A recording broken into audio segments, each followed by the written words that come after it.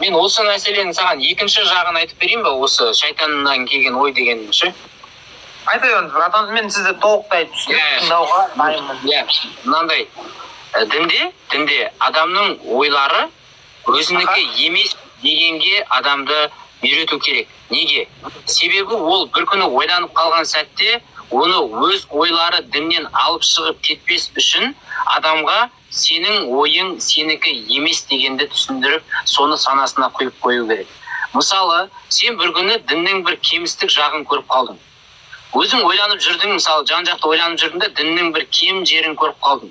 Сол сәтте сені имамдар қалай ұстайды? Имамдар бүйтеді саған: бұл шайтаннан келген ой. Шайтан сені азғырып отыр, шайтанның ойына ілеспе дейді. Яғни ол сенің ойың деп айтып жатқан жоқ ол саған. Бұл сенің ойың емес. Бұл шайтаннан келген ой деп сені өз ойыңнан өзіңді қашырғызып жатыр да.